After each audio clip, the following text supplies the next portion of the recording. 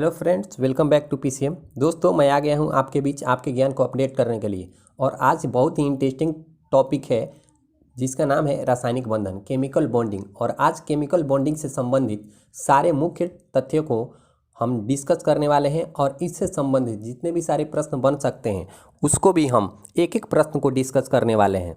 तो इसी बात पर आप हमारे वीडियो को लाइक कर दीजिए और यदि आप चैनल पर नए हैं तो चैनल को सब्सक्राइब जरूर कीजिएगा। अगर आपको इस वीडियो का पीडीएफ चाहिए तो टेलीग्राम में जा कर के और सर्च करें @PCM Help 30 और वहाँ टेलीग्राम लिंक ज्वाइन करके वहाँ से इस वीडियो का पीडीएफ प्राप्त कर सकते हैं। तो चलिए देखते हैं, आज का वीडियो शुरू करते हैं। आज के वीडियो में सबसे पहले हम लोग पढ़ेंगे कि रासायनिक बंधन होता क्या है। देखिए, किसी अणु में परमाणुओं को बांध कर एक साथ रखने वाले बल को रासायनिक बंधन कहते हैं। देखिए, किसी भी अणु में जब कोई अणु बनता है तो उसमें दो या दो से अधिक जो है परमाणु होते हैं। तो उन दो या दो से अधिक परमाणुओं को बांध कर रखने वाले बल को हम रासायनिक बंधन कहते हैं। जैसे देखिए, हाइड्रोजन के दो परमाणु ऑक्सीजन की एक परमाणु के साथ रासायनिक बंधन द्वारा जुड़कर जल बनाता है। यहाँ देखिए कि हाइड्रोजन के दो परमाणु जुड़ते कैसे हैं। ये हाइड्रोजन के दो परमाणु हैं और एक हाइड्रोजन में एक इलेक्ट्रॉन होता है। तो अस्थायित्व प्राप्त करने के लिए ये आपस में साझा कर लेते हैं। देखिए, यहाँ पर साझा किए हुए हैं, किस प्रकार से यहाँ पर साझा किए हैं। उसी तरह से CH4 बनाने के लिए कार्बन के पास 4 होता है। ये देखिए, ये ग्रीन वाला जो है कार्बन का इलेक्ट्रॉन है और रेड वाला हाइड्रोजन का इलेक्ट्रॉन है। तो हाइड्रोजन के पास एक एक होता है। अब कार्बन अपना एक दे देता है एक हाइड्रोजन को और हाइड्रोजन एक ले लेता है कार्बन से, तो इसके पास भी 2 हो जाता है। और इस प्रकार एक एक करके 4 हाइड्रोजन से 4 इलेक्ट्रॉन ले लेता है तो कार्बन के पास 8 हो जाता है। तो इससे हाइड्रोजन और कार्बन दोनों अस्थायित्व प्राप्त कर लेते हैं और जो है CH4 का निर्माण कर लेते हैं। तो आइए अब इसके हम प्रकार देखते हैं। देखेंगे। तो देखिए, रासायनिक बंधन के कुछ प्रकार हैं। तो मुख्य रूप से रासायनिक बंधन के 3 प्रकार होते हैं। उसका नाम है विद्युत संयोजक बंधन, सहसंयोजक बंधन, उप सहसंयोजक बंधन। तो देखिए, विद्युत सहसंयोजक बंधन में जो है परमाणु जो है अपने आयनों का आदान प्रदान करके यह बंधन बनाते हैं, जैसे NaCl। अब NaCl है तो देखिए, जब भी ये विद्युत सहसंयोजक बंधन बनता है तो उसमें से एक जो है परमाणु जो है, एक तत्व जो है धातु होता है और एक अधातु हो जाए। जैसे NaCl में सोडियम धातु है तो इस पर धन आयन रहता है और क्लोरीन अधातु है तो इस पर ऋण आयन रहता है। तभी जो है विद्युत सहसंयोजक बंधन आयन बंधन बन सकता है। दूसरा बात है सहसंयोजक बंधन। देखिए, सहसंयोजक बंधन में जो है तत्व अपने जो है इलेक्ट्रॉन का, परमाणु जो है अपने इलेक्ट्रॉन का साझा करके इसका निर्माण करते हैं। यह 3 प्रकार का होता है: एकल सहसंयोजक बंधन, द्वि सहसंयोजक बंधन, त्रिक सहसंयोजक बंधन। देखिए, एकल में सिंगल बॉन्ड बनता है और इसमें 2 इलेक्ट्रॉन भाग लेते हैं। द्विबल में डबल बॉन्ड बनता है, इसमें 4 इलेक्ट्रॉन भाग लेते हैं। और ट्रिपल में 3 बॉन्ड बनता है, इसमें जो है 6 इलेक्ट्रॉन भाग लेते हैं। अब होता है उप सहसंयोजक बंधन। और उसके बाद एक और होता है ध्रुवीय सहसंयोजक बंधन। तो देखिए, वह बंधन जिसमें विद्युत सहसंयोजक बंधन और सहसंयोजक बंधन दोनों होता है उसे हम ध्रुवीय सहसंयोजक बंधन कहते हैं। चलिए अब इससे संबंधित प्रश्नों की चर्चा करते हैं। तो इससे संबंधित सबसे पहला प्रश्न है, धन आयन तब बनता है। देखिए, धन आयन कब बनेगा? धन आयन तब बनता है जब कोई धातु अपना एक इलेक्ट्रॉन खो देता है, दूसरे को दे देता है। यानी आप दूसरे को देते हैं तभी आप पर धन आवेश आएगा, अगर लेते हैं तो ऋण आवेश आ जाएगा। कर्ज के समान होता है लेना। तो देते हैं तो परमाणु क्या करता है? इलेक्ट्रॉन खोता है, मतलब इलेक्ट्रॉन को देता है। तो ऑप्शन नंबर बी राइट हो जाएगा। अगला प्रश्न को देखते हैं। अगला प्रश्न है, ऋण आयन तब बनता है। देखिए, ऋण आयन कब बनेगा? जब परमाणु इलेक्ट्रॉन क्या करता है? ग्रहण करता है, यानी लेता है तो ऋण आयन बनेगा। तो option number A right answer है इसका। अगले प्रश्न को देखते हैं। अगला प्रश्न है, आयनों से बने यौगिक का सामान्य नाम क्या है? देखिए, जब भी कोई आयन से यौगिक बनता है तो उससे वैद्युत सहसंयोजक बंधन कहा जाता है। तो इसका राइट आंसर ए हो जाएगा। और जब साझा करके बनेगा तो क्या हो जाएगा? सहसंयोजक बनेगा। अगला प्रश्न को देखते हैं। एक आयनिक बंधन बनता है जब संयोग करने वाले परमाणु इलेक्ट्रॉन प्राप्त करते हैं, संयोग करने वाले परमाणु इलेक्ट्रॉन त्याग करते हैं। एक धातु का संयोग अधातु तत्व से होता है। देखिए ये बिल्कुल सही बात है, ऑप्शन नंबर सी सही है। देखिए आयनिक बंधन तभी ना बनेगा जब एक धातु होगा, क्योंकि धातु पर धन आयन होता है, और एक अधातु होगा, अधातु पर ऋण आयन होता है। तो जब ये जुड़ेंगे तभी आयनिक बंधन बनना संभव है। तो इसका राइट आंसर क्या हो जाएगा? सी हो जाएगा। अगला प्रश्न को देखते हैं। अगला प्रश्न है, विद्युत संयोजक बंधन बनता है धनाविष्ट आयनों के कारण, ऋणाविष्ट आयनों के कारण, विपरीत आविष्ट आयनों के कारण। देखिए विद्युत सहसंयोजक बंधन जो है ना धन से बनता है ना ऋण से बनता है, यह दोनों ही से बनता है, यानी दोनों, और ये दोनों एक दूसरे के विपरीत आविष्ट आयन होते हैं, एक ऋण आयन एक धन आयन। तो इसका राइट आंसर सी हो जाएगा, ऑप्शन नंबर सी। अगला प्रश्न को देखते हैं। निम्न में किस यौगिक का आयनिक बंधन नहीं है? किस यौगिक का आयनिक बंधन नहीं है? अब देखिए पहले पहचानेंगे कि ये जो यौगिक दिया है उसमें दोनों में कौन कौन से उसमें तत्व हैं। तो देखिए potassium nitrate, sodium chloride, calcium chloride और मीथेन। यहाँ पर देखिए नहीं है, पूछा है नहीं है। तो देखिए पोटेशियम धातु और ये नाइट्रेट अधातु, सोडियम धातु ये अधातु, कैल्शियम धातु, क्लोराइड अधातु। तो ये जो तीनों ऊपर वाला है, ये जो ऊपर वाला जो तीनों है, ये तीनों जो है विद्युत आयनिक सहसंयोजक बंधन बना रहा है। जबकि मीथेन में देखिए, मीथेन को CH4 बोलते हैं, तो C भी अधातु है और H भी अधातु है। हाइड्रोजन और जो है कार्बन दोनों अधातु है, तो ये कभी भी आयनिक बंधन नहीं बना सकते। तो ऑप्शन नंबर डी राइट है। अगला प्रश्न को देखते हैं।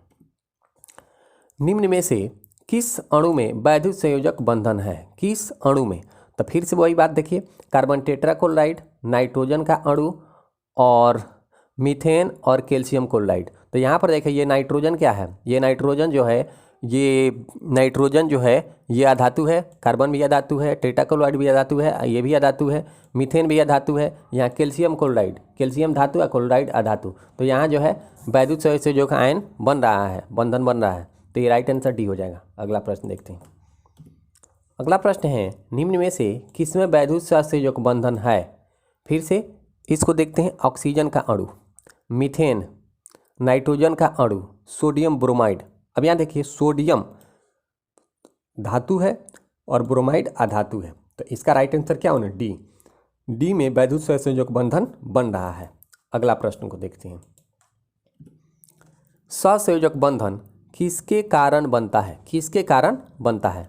तो यहाँ देखते हैं इलेक्ट्रॉनिक पूर्व अंतरण के कारण, इलेक्ट्रॉनिक आंशिक अंतरण के कारण, इलेक्ट्रॉन के अंश भाजन के कारण, इलेक्ट्रॉन दान करने के कारण। तो देखिए सहसंयोजक बंधन जो है बनता है किसके कारण भाई? इलेक्ट्रॉन जो है दान करने के कारण। ये लोग एक दूसरे को इलेक्ट्रॉन दान कर देते हैं। नेक्स्ट प्रश्न देखते हैं। जब एक ही तत्व के दो परमाणु परस्पर संयोग करते हैं तब उनके बीच बंध बोध होगा। जब एक ही तत्व के जो दो परमाणु हैं वह परस्पर सहयोग कर रहे हैं, जैसे H2 बनता है, तो ये दो परमाणु है, एक ही तत्व के दो परमाणु हैं H और H, तो इनके बीच क्या होगा? तो इनके बीच जो है सहसंयोजक बंधन बनता है, साझा होता है। तो इसका राइट आंसर बी हो जाएगा। अगला प्रश्न को देखते हैं। मीथेन के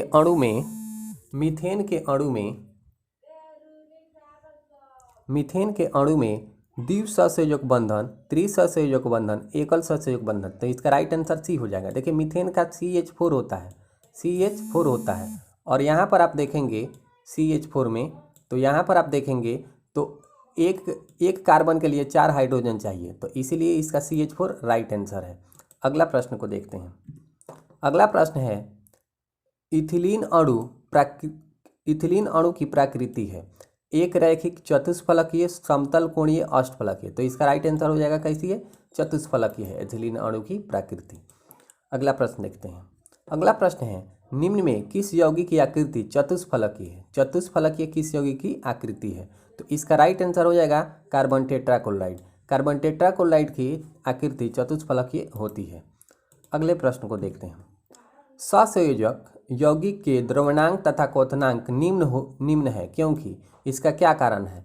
तो ये जो है इनका जल में आयनन नहीं होता है, ये कम क्रियाशील होते हैं, ये प्राय जल में अविलेय होते हैं, इनका आंतरिक आणविक बल कमजोर होता है। तो यही सही है, इनका अंतर आणविक बल कमजोर होता है, इसलिए इनका द्रवणांक और क्वथनांक निम्न होता है। अगला प्रश्न देखते हैं। सोडियम क्लोराइड में होता है, तो सोडियम क्लोराइड में अभी अभी आपको हमने बताया था कि Na सोडियम पर धन आवेश और क्लोरीन पर ऋण आवेश होता है, तो वैद्युत सहसंयोजक बंधन होता है। अगले प्रश्न को देखते हैं। जब एक रासायनिक बंधन बनता है तब क्या होता है? जब एक रासायनिक बंधन बनता है तब क्या होता है?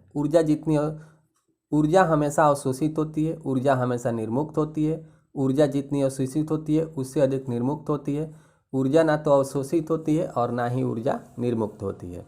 तो बिल्कुल राइट आंसर है इसका, ऊर्जा ना तो अवशोषित होती है और ऊर्जा ना ही निर्मुक्त होती है, तो इसका राइट आंसर डी। अगला प्रश्न देखते हैं। कार्बन टेट्राक्लोराइड की आकृति होती है, तो इसको भी हम लोग चर्चा कर चुके हैं, चतुष्फलकीय होती है, ऑप्शन नंबर डी। अगला प्रश्न है, निम्न में किस यौगिक में हाइड्रोजन आबंध नहीं है? हाइड्रोजन आबंध नहीं है, तो देखिए CH4 इसमें तो है, पानी H2 इसमें भी है, अमोनिया अमोनिया में भी है, हाँ मिथेनोइक अम्ल में नहीं है, मिथेनोइक अम्ल में नहीं है, हाइड्रोजन आबंध नहीं है। निम्न में किस यौगिक में हाइड्रोजन बंध विद्यमान है? हाइड्रोजन बंध विद्यमान है, तो हाइड्रोजन फ्लोराइड, हाइड्रोक्लोरिक अम्ल, हाइड्रोजन फ्लोराइड, हाइड्रोजन आयोडाइड।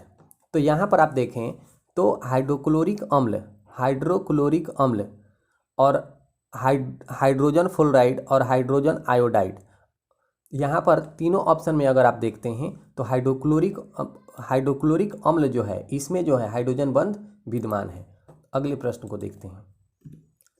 रैखिक संरचना वाला यौगिक है, रैखिक संरचना वाला यौगिक है, तो रैखिक संरचना वाला यौगिक इनमें से कौन सा है? Carbon dioxide, nitrogen dioxide, sulphur dioxide और सिलिकॉन डाइऑक्साइड। तो इसका राइट आंसर क्या हो जाएगा? इसका राइट आंसर हो जाएगा sulphur dioxide, right answer C. अगला प्रश्न देखते हैं। हाइड्रोजन फ्लोराइड एक गैस है परंतु हाइड्रोजन क्लोराइड एक गैस है परंतु हाइड्रोजन फ्लोराइड एक निम्न क्वथनांक वाला द्रव है, क्योंकि तो HF प्रबल बंधुता के कारण HF बंध दुर्बल होता है, हाइड्रोजन बंध के कारण अणु संगुणित हो जाते हैं, तो यही इसका राइट आंसर है सी। हाइड्रोजन बंध के कारण ये अणु संगुणित हो जाते हैं, जुड़ जाते हैं एक दूसरे में, तो राइट आंसर सी। अगला प्रश्न देखते हैं। अगला प्रश्न है, उस यौगिक को चिन्हित कीजिए जिसमें आयनी सहसंयोजिता तथा उप सहसंयोजिता वाले आबंध है, तो इसमें दोनों हैं, तो इसको हमको चिन्हित करना है। तो अमोनिया का अगर देखें तो यहाँ पर अमोनिया क्लोराइड है और सल्फर ट्राइऑक्साइड है और सल्फर डाइऑक्साइड है और यहाँ पर जल है, तो इनमें से ऐसा हमको चुनना है जिसमें आयनी भी हो और सहसंयोजित भी हो, दोनों तरह से बन जाता हो। तो यहाँ पर इसको अगर हम देखें तो यहाँ पर इसको सल्फर ट्राइऑक्साइड इसका राइट आंसर हो जाएगा, यह दोनों बना सकता है। अगला प्रश्न देखते हैं। जल के अधिक क्वथनांक का कारण है, तो जल के अधिक क्वथनांक का कारण क्या है?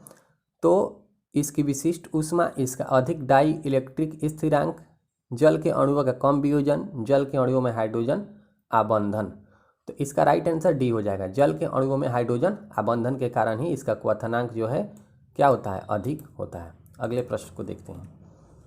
द्रवित सोडियम क्लोराइड विद्युत